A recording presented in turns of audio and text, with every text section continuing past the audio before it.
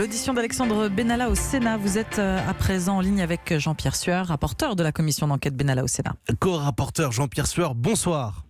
Bonsoir. Merci d'être en direct avec nous après ces auditions, nouvelles auditions, particulièrement celle d'Alexandre Benalla. Alors on retient de cette audition quelques phrases. « Je n'ai pas menti », dit Alexandre Benalla. Est-ce qu'il a pour autant dit toute la vérité, Jean-Pierre Sueur ?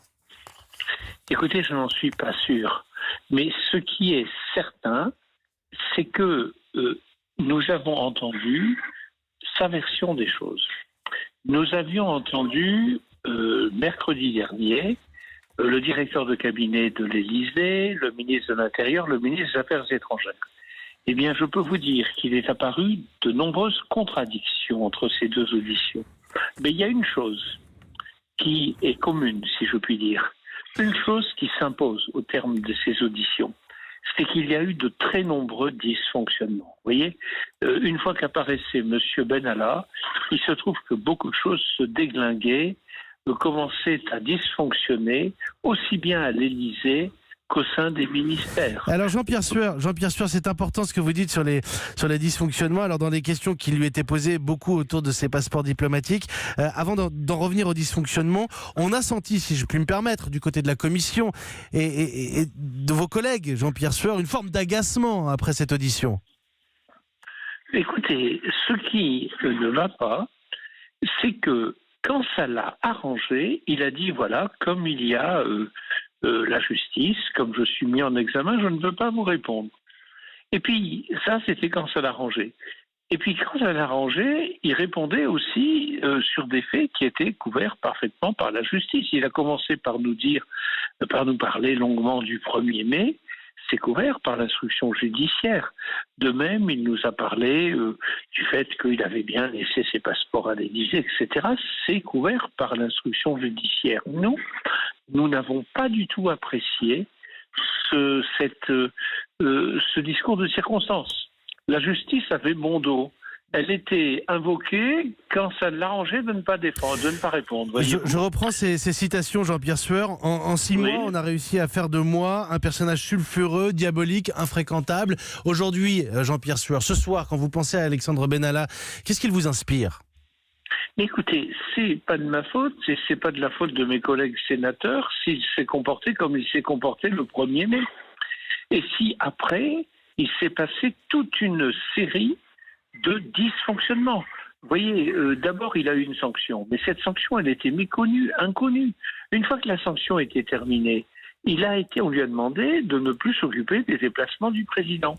Eh bien, ce jour-là, il demande le renouvellement de son passeport diplomatique, alors qu'il n'avait plus aucune raison d'en avoir. Au lieu de le demander par le service du protocole de l'Élysée, il demande directement, etc., etc., etc.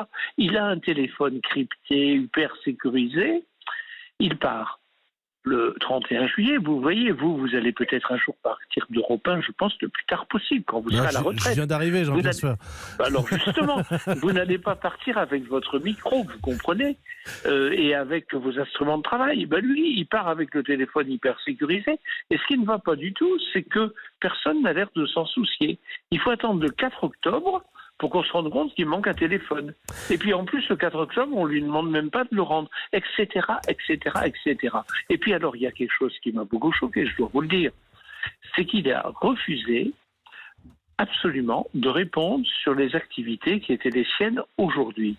Or, vous savez, quand on exerce un haut poste dans l'appareil d'État, ce qui est le cas quand on est au cabinet du président de la République, on doit saisir une commission de déontologie quand on décide d'exercer une nouvelle fonction, ce qui est logique, de manière à ce qu'il n'y ait pas conflit d'intérêts entre ce que vous savez, parce que vous avez été au cabinet du président, et ce que vous allez faire désormais. Eh bien, il a refusé, et il a été dans l'incapacité, il n'a pas voulu nous dire ce qu'il fait. Or, remarquez bien qu'il est allé, il dit, je suis allé à titre personnel voyager. Il a fait 23 voyages. Il a rencontré un certain nombre de chefs d'État. Il est arrivé au Tchad. Il dit, voilà, je suis arrivé comme ça. Il a été reçu par le président du Tchad, comme ça. Et il est arrivé avec des industriels, avec les M. Solomon, pour dire on va s'occuper de vendre des uniformes. Avec les tout dysfonctionnements que l'on sait, puisqu'on a appris la semaine dernière dans le cadre de vos auditions précisément que Jean-Yves Le Drian n'avait pas appris en temps voulu par son ambassadeur la présence d'Alexandre. Oui, on en avait parlé d'ailleurs avec... C'est un nouveau dysfonctionnement. Mais très alors, vous parlez de dysfonctionnement et Philippe Bas a insisté pendant cette audition, le président de cette commission d'enquête, sur le fait que vous travaillez sur le fonctionnement de l'État. Ce sera ma dernière question, Jean-Pierre Sueur. Aujourd'hui, est-ce que vous avez acquis la conviction qu'Alexandre Benalla a été protégé ? Écoutez, il y a beaucoup de faits qui montrent que les réactions qui auraient dû être celles de l'administration à son égard n'ont pas été celles qui devaient l'être. Alors on en tirera les conséquences ce qu'on voudra. Nous dirons dans notre rapport tous les dysfonctionnements et toutes les contradictions. Voilà. Et nous le ferons en toute clarté quand nous rendrons notre rapport.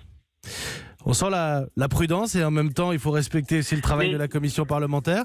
La prudence, parce que voyez-vous, après l'audition de M. Stroda, beaucoup de gens m'ont dit, mais alors voilà, il a menti, etc. J'ai dit, attention, on procède à une investigation sur la base du contradictoire. On entend les uns et les autres. Je peux vous dire que Alexandre Benalla ne nous a pas convaincus aujourd'hui, c'est clair. Qu'il y a beaucoup de zones d'ombre et beaucoup de contradictions, que ça interroge sur certaines déclarations de M. Stroda la semaine dernière et que nous allons essayer de dire le maximum de ce que nous pourrons dire sur ces dysfonctionnements. Alors, quelle est la cause de ces dysfonctionnements ? Est-ce qu'il y a eu une volonté de protéger M. Benalla ? Notez bien que le président de la République s'est quand même engagé quand il a dit s'il y a quelqu'un à venir chercher, c'est moi, venez me chercher. On sait bien que la seule personne qu'on ne peut pas venir chercher dans la République, c'est lui. Il a demandé à une autre période l'indulgence. Voilà, les choses et on lira exactement comme elles auraient dû se passer. On lira les conclusions avec une grande attention, Jean-Pierre Sueur, les conclusions de votre du travail de votre mission d'enquête parlementaire, les auditions d'Alexandre Benalla cet après-midi. Un grand merci à vous, Jean-Pierre Sueur, co-rapporteur de la commission d'enquête Benalla au Sénat, sénateur socialiste du Loiret. Merci de vos réponses en toute franchise, en direct ce soir sur Europe 1, 18h50.